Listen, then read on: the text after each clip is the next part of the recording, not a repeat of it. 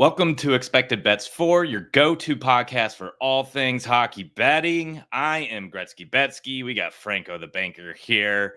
Gator is still out in Spain, somewhere in Europe. I think he's getting back today, but we're going to keep chugging along because, man, there are 32 teams in this league, and it takes a while to get through all these previews, so we'll keep on cranking them out. I noticed he got the Philly Eagles jersey on. I am sorry. You got bucked. Yeah, I don't know why they even had the odds were like that this was an even game today. They never had a shot from the start today. So no. Yeah, as you can tell, we're recording this on Sunday. It'll probably be released sometime in the week coming up here. But yeah, not a good start to my day as an Eagles fan, of course. So yeah, well, my NFL bets aren't looking all that great either. So we're both in pain. Yeah. Today we're going north of the border. I think the Winnipeg CFL team is usually pretty good, if I remember correctly, but I do know that their hockey team has been a solid playoff performer. Well, a solid team who makes the playoffs, let's say, and a kind of solid all-around team the past couple seasons. Kind of always been flirting with getting in the first round of the playoffs, maybe slightly missing. And this team at one point almost looked like they were going to kind of blow it up before last season began, but then they ended up getting to sign Mark Scheifele and goaltender Connor Hellebuyck, who went on to win the Vezina. And like most Winnipeg seasons, the band is back together. Not many offseason moves. This is largely the same team. This is still largely the same core of players. So let's get right into it and just kind of start breaking down this roster. At this point, there's not too much else to say, but where are we rolling the dice here, right? Yeah, I think it's almost like a re-rack. You know, they had a good season last year, put up 110 points, which can't complain there. No. And I would say they may have outperformed a little bit last season, especially at least outperformed expectations. Yeah, especially when you factor in Hellebuck's season. I mean, he's been a pretty damn good goalie his whole career, right? I'm not going to knock him. I know, the playoff performance was not where you would want to see it, but overall, yes, very good goaltender. I would say he's probably had one of his, if not his best season last year, right? Yeah. So that kind of really helped out a lot. They got a lot of, pretty good depth scoring. They weren't like a team that was like a one-line team either. So, I mean, I still like their depth when I look at it here, but yeah, I think you run it back kind of. You hope you kind of get the same performance out of Hellebuyck if you're the Winnipeg team, and you lose a few pieces on the blue line, it looks like, but it's not too crazy. I still think they're pretty damn solid. Yeah, I'd have to agree. And as far as like a betting perspective this year, you mentioned how they kind of got depth scoring up and down that lineup last year. I actually suspect that we will probably see a little bit more of a resurgence from that top line. Just kind of that yo-yo effect that you kind of see with superstars. And I'm sure we'll get more into that once we get to the player point totals. But it did feel like Kyle Connor and Mark Scheifele kind of had down years, same as Nikolai Ehlers. Don't get me wrong. I do think they still have depth scoring here. And when we're talking about them as a point prop, betting prop, player prop perspective here, you are going to find value with that when you get those days where you have the Niederreiters, the Cole Perfettis as shots or point props available, especially if they're getting a little hot. I think this is going to be a team that you can kind of get a little extra value because of that. But I just got the sneaking feeling that we're going to kind of see a big Kyle Connor or maybe Mike Scheifele type year to help kind of lead the way a little bit. And we'll get into this a little bit more with the best and worst case scenario. If they kind of slump a little bit again, is this kind of where this team starts to show a little bit more cracks and start to falter? Yeah, I mean, you hope so, right? Kyle Connor is a hell of a player. I would like to see him kind of return to the form we saw. I think it was the year prior, right? Where felt like he was scoring every game. Obviously, he was shots on goal darling a couple Yes. of years ago as well, and last year is like not that guy at all. I still like it was last year where they had done the trade with LA where they got the nice haul, right? They got Yep. Velarde and Iafallo and Kupari, all for my favorite player PLD here. And I think overall, like we said, this team's depth is what really was improved because of that move. You get rid of a guy that was your 2C on this team and on most teams, I guess you would say, and you add a couple depth pieces. Velarde has had a little bit of a struggle staying healthy. I think that's been his biggest knock overall. He's still relatively young though, and when he's on the ice, he is an effective player. So I like him on that top line with Connor and Scheifele. Yeah, I think when I look at this team, they're solid down the middle. Perfetti still has improvements to be made. Like I think he's still very, very young as well. Ehlers, like you said, had that down season. I want to see more out of him. I think he's another guy that's a hell of a player, really good skater. Yeah, I mean, what is it? What causes a player to have a down year, right? Is it injuries? He's been another guy that's kind of battled through a little bit of injury concerns throughout his career. So was he ever right last year? Maybe that was like something that was causing it. So yeah, I think this is a team that can score still. Losing Brendan Dillon on the blue line, I guess, hurts a little bit. They got some guys like Colin Miller and Fleury coming in to fill in that role, or his role, kind of two piecemeal players. But I still think this blue line looks okay. I think it looks all right. Yeah, it's not as good as it's been. I think the biggest question, we haven't gotten there yet, but is your backup goaltender. Yes. I don't know if I'm stealing it from you here, but Brossoit's been a pretty darn good backup. He moves. And now we have our good friend Capo Kakinen, referred to by Tones Takes as Krappinen, obviously, if you follow him. He's a guy that is pretty fadeable if you're betting overs and stuff like that. That's where you want to be looking if you see him totals. Yes, puck lines. So that could be a problem here. If you're Winnipeg, if he needs to start 20 or 30 games, that's not going to be a good thing here. You can't run Hellebook out 60 games a year. So it needs to happen, and there will be goals in those games. So look for that for sure. Yeah, I'd have to agree with a lot of that. And kind of going back to the blue line real quickly, to me, this has been a team where as they started losing some of their main pieces on it, I kind of always suspected it would kind of fall apart, but they got really great play out of guys like Pionk and even DeMello to a certain extent as they were kind of transitioning from kind of their older core that were just kind of retiring from the league.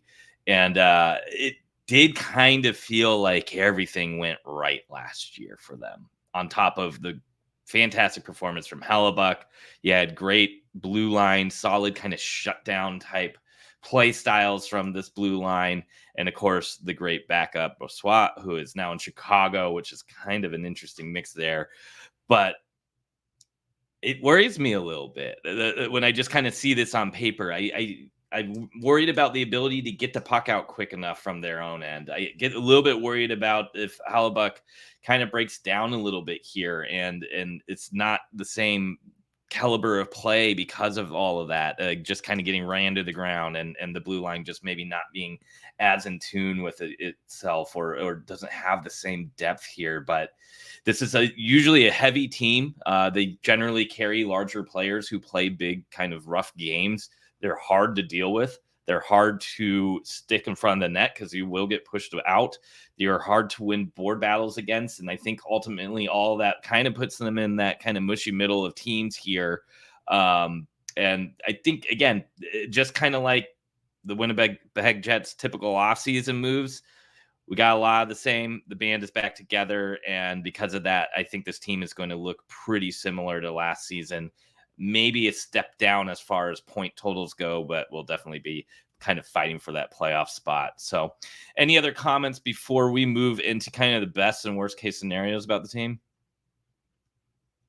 One last thing I was looking at while you're talking, like Hellepuck's played 66, 64, and 60 games his last 3 seasons, right? So Yeah. if we're expecting that same thing, I mean, that's a lot of games, man. Like, I get it. Like, he's a very good goaltender, but like, you could start seeing some cracks in that armor this season. Yeah. I think we, no matter what going into the season, you would probably feel like he's going to not show the same thing as he did last year. Like, I still think he'll be good, but there might be a reason to believe he might go down even more. So, have a more down season than just a typical, return to regression from his season last year. I Yeah. think that there should be some worry there.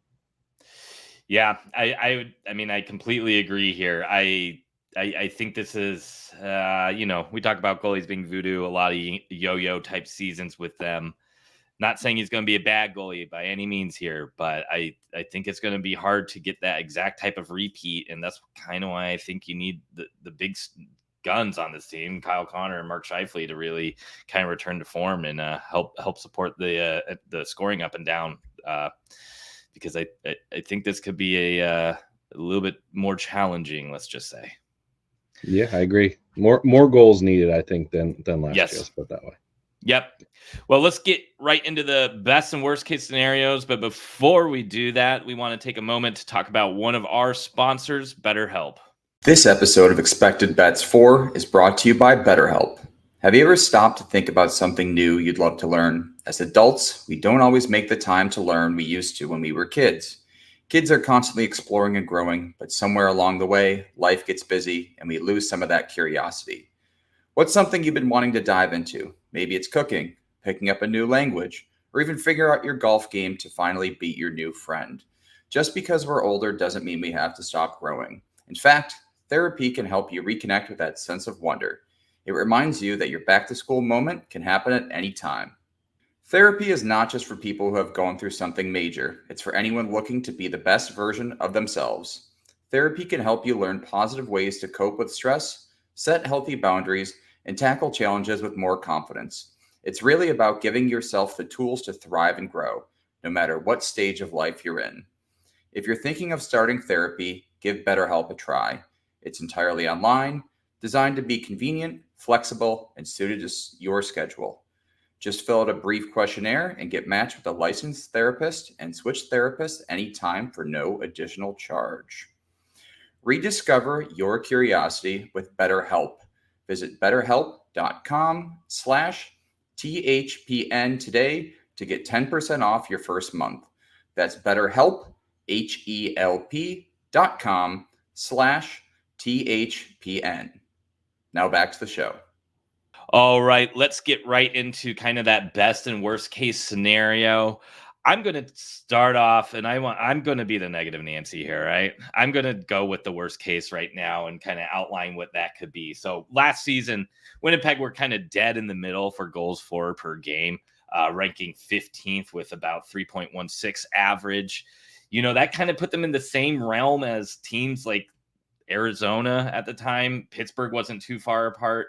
Even New Jersey was right above them, and it kind of felt like Jersey was really weak last season. So it's kind of surprising to see where they ended up, especially because at one point during the season, they were near the top for goals for per game. The other shocking thing here is that power play ranked 22nd overall.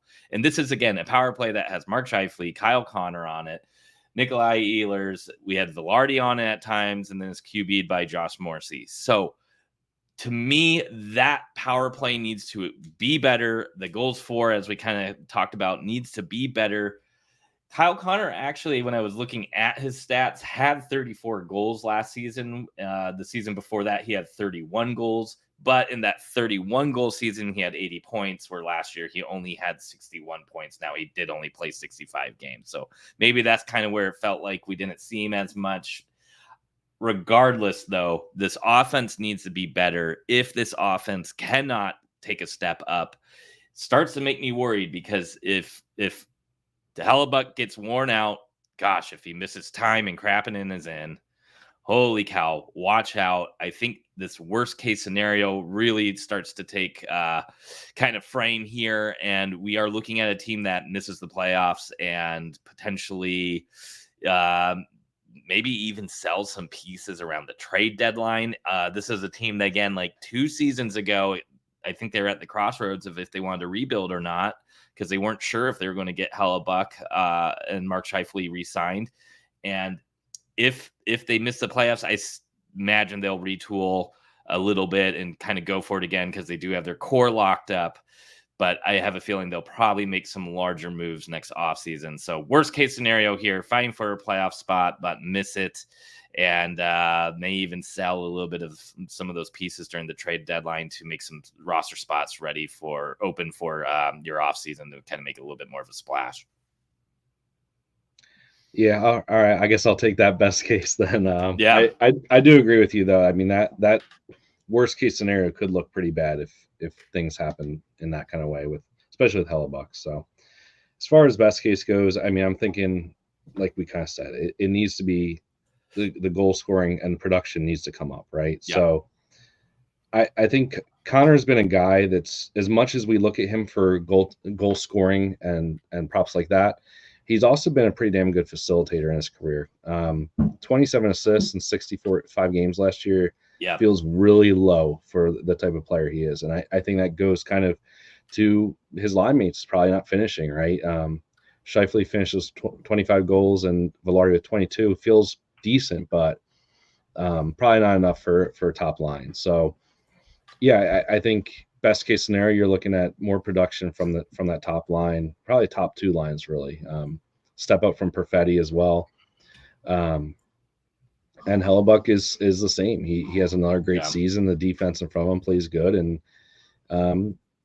I think really what you want to see is taking a series or 2 in the playoffs, not just getting there. Like it was great getting there last year, but I mean that series against Colorado, I know a lot of people felt like they had a good shot based on their season series and how they performed against Colorado, and they got smoked. I mean, it didn't feel like they had a shot in that series. Every time they were able to get a lead in a game or build any kind of momentum, it felt like Colorado scored like a minute later every single game. They were getting boat raced, and this was a team that led the league, and they had the best save percentage with Hellebuck, and I don't know where he went when the playoffs came. I mean, it's not all on him. Obviously, the team in front of him didn't do him any favors, but yeah, I mean they underperformed significantly in the playoffs and did not look like it didn't look like they even belonged there. No. So I mean, I felt like we thought during the regular season they looked like they deserved to be in the playoffs, and once they got there, it didn't look the case. So I think best case scenario is that they actually look like a playoff team in the playoffs this year, not a team that gets bounced like the Islanders and the Caps, who looked like they didn't belong last year either. Agreed. Yeah, and it was interesting because right as they were getting into the playoffs last season, they kind of went on a tear. I think they just absolutely spanked Colorado, right? Like one of the last games of the season. Yep. Even that first game, I forget what the exact score was, but gosh, I want to say it was like 9-7 or something crazy, maybe 7-5 or something wild. And it felt like the Jets really controlled that game the whole game. But when you think back, it's kind of like, why did they even let Colorado in on that? And Hellebuck didn't look good the rest of the series. I mean, you can't even say he looked good in that first game. I mean, he let in however many goals it was. So yeah, I agree. If they can show up and play Jets hockey in the playoffs, I think they're a tough team. I think they can really kind of go up against anybody in the West. So yeah, best case, maybe make the playoffs and surprise and make a little bit of a run there, but we will see. I think that will really have to come down to superb goaltending again and having that top line be a little bit more dangerous this season. Well, we will jump right into some of the team props and player awards for the season. But first, we want to talk about one of our sponsors, DraftKings. TD, Tutty, taking it to the house. Whatever you call a touchdown, they matter more at DraftKings Sportsbook, an official sportsbook partner of the NFL. Ready to place your first NFL bet? Try betting on something simple like a player to score a touchdown. The NFL season is back in full swing, and who doesn't love rooting for a touchdown? So be sure to check out the latest odds at DraftKings Sportsbook. Ready to do a touchdown dance of your own? Score big with DraftKings Sportsbook, the #1 place to bet touchdowns. Download the DraftKings Sportsbook app and use code THPN. That's code THPN for new customers to get $250 in bonus bets when you bet just $5 and get 1 month of NFL Plus Premium. Only at DraftKings. The crown is yours. Gambling problem? Call 1-800-GAMBLER. In New York, call 877-8-HOPE-NY or text HOPE-NY 467-369. In Connecticut, help is available for problem gambling. Call 888-789-7777 or visit ccpg.org. Please play responsibly. On behalf of Boot Hill Casino and Resort in Kansas, 21 and over. Age and eligibility varies by jurisdiction. Void in New Hampshire, Oregon, and Ontario. Bonus bets expire 168 hours after issuance. For additional terms and responsible gaming resources, see dkng.co/ftball. NFL Plus Premium offer available only to new and former NFL Plus subscribers. Additional NFL Plus Premium terms at nfl.com/terms. All right. Well, let's start breaking down some of the team future props and the player props for the Winnipeg Jets. You can see we have their regular season point total on the right, as well as whether they can make the division, conference, and Stanley Cup. Their regular season point total is set at 95.5. To make the playoffs is -200. To miss is +160. Division winner at +800. Conference winner at +1100. And Stanley Cup winner at +2500. I don't really like any of these, to be honest. That point total, I think they can do that. That one I would feel fairly good about the over here. But as we mentioned, if the offense doesn't get going, if Connor misses time, if Hellebuyck, God forbid, gets injured, that's a little scary to me. And in that case, I almost want to take the no to make the playoffs.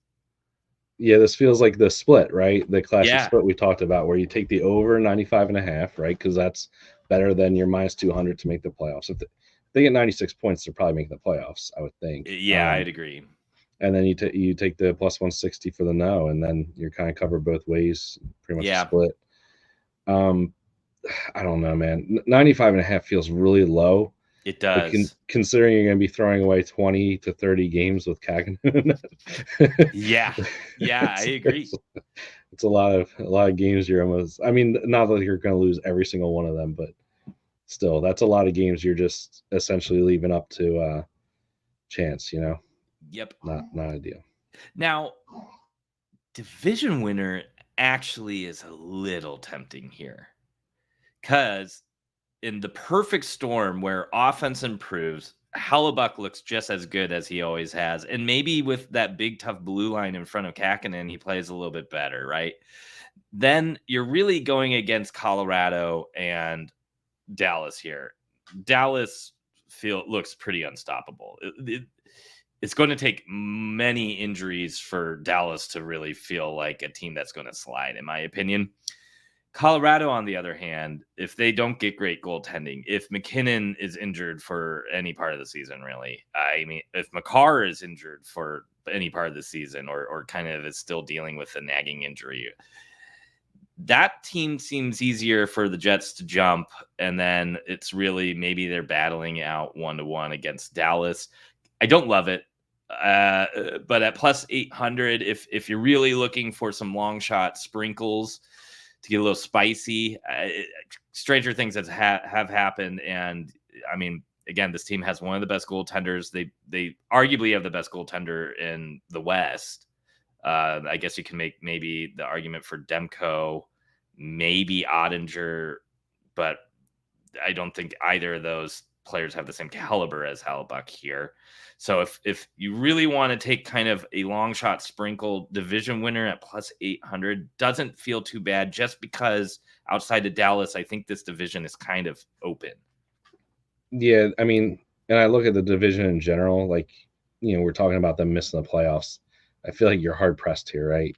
Mm-hmm. Who's going to be, even if they finish fourth, they're probably making the playoffs here. Like, who's going to steal it from them? It's not Chicago.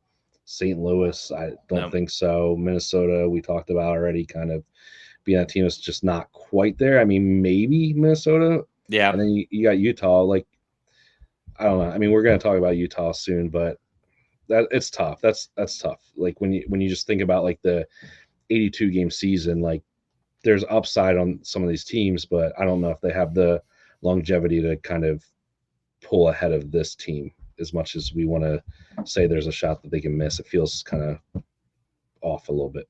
Yeah, I agree. And I really wouldn't want to take that miss the playoffs for less than plus 200 the more I think about this. Especially with the Drew Doughty injury.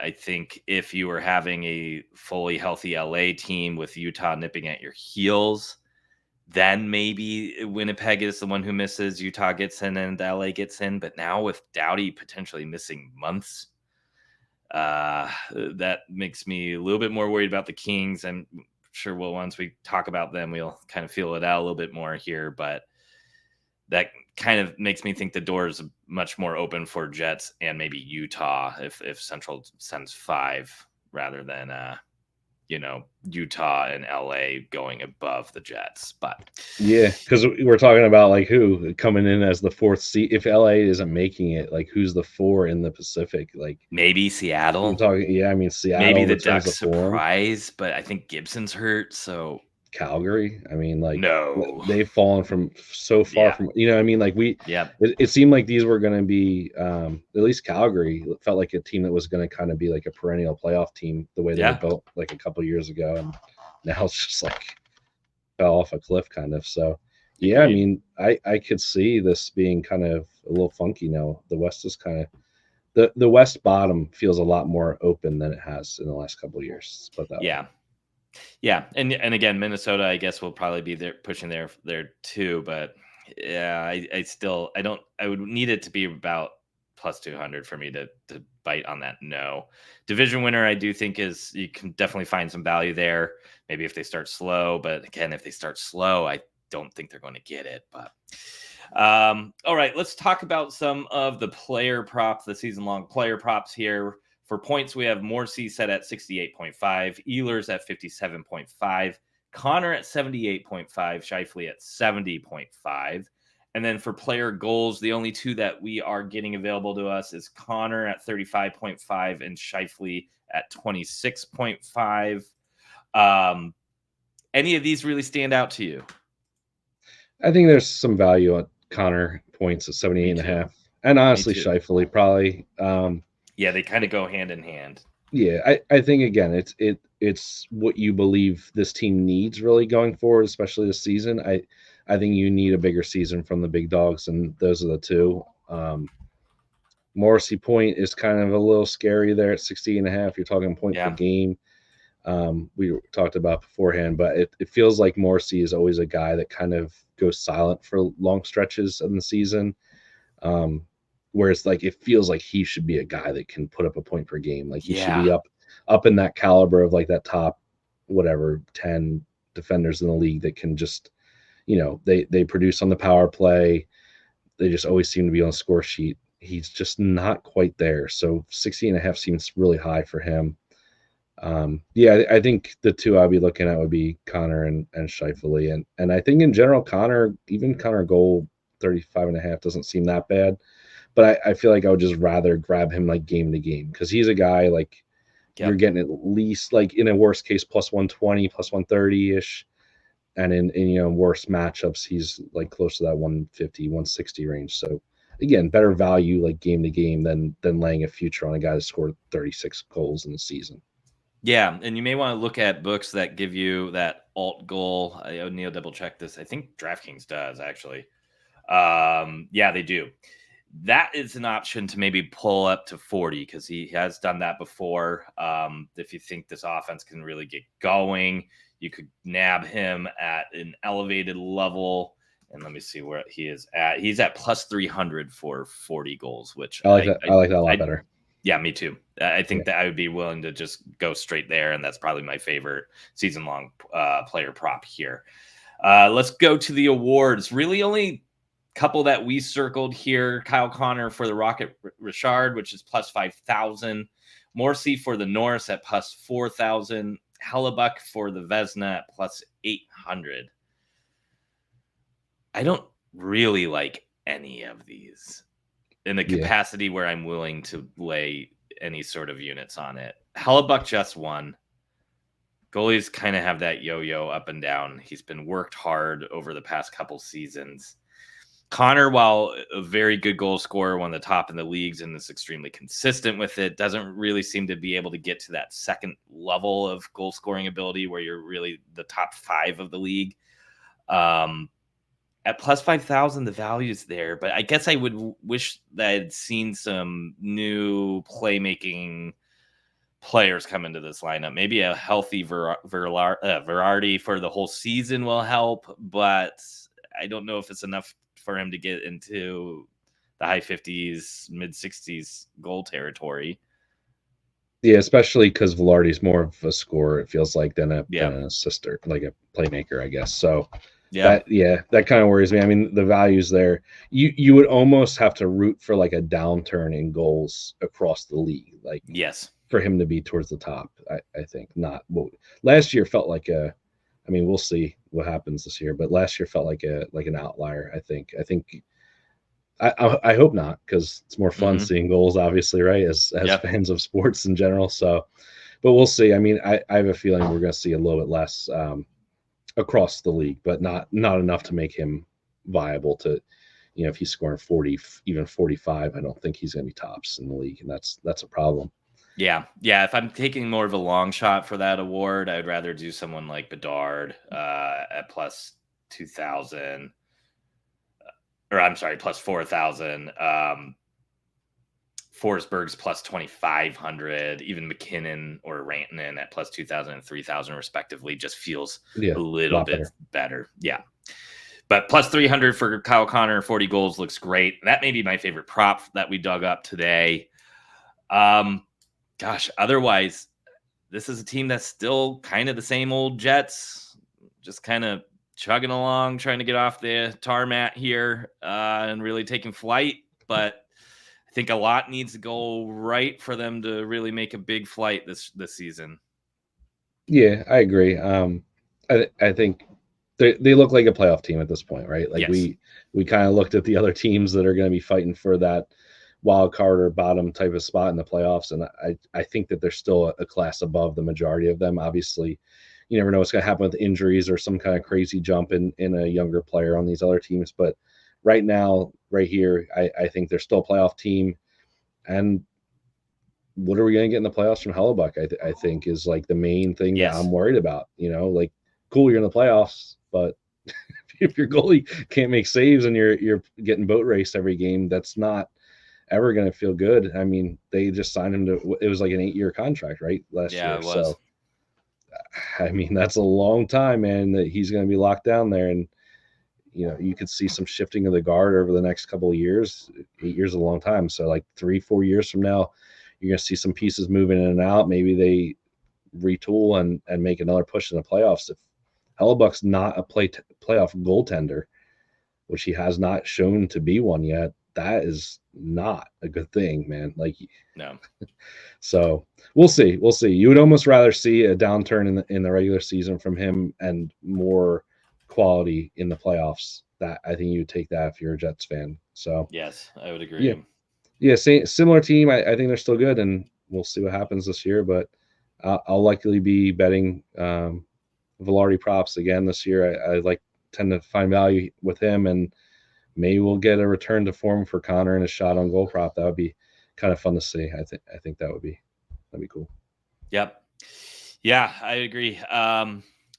Well, that is our show on the Winnipeg Jets. Don't forget to hit that subscribe button on YouTube so you never miss an episode. We've got tons of great content coming your way this season. We'll be doing weekly streams, so make sure you are all informed on those nights' games. We'll be able to give you kind of a preview for the full week, the upcoming day, and our best bets for each night we go live. So be sure to be following us on our social medias on X, Instagram, YouTube. We are Expected Bets 4. And thank you again to our wonderful sponsors, BetterHelp, DraftKings, and the Hockey Podcast Network. And we will catch you next time. Adios.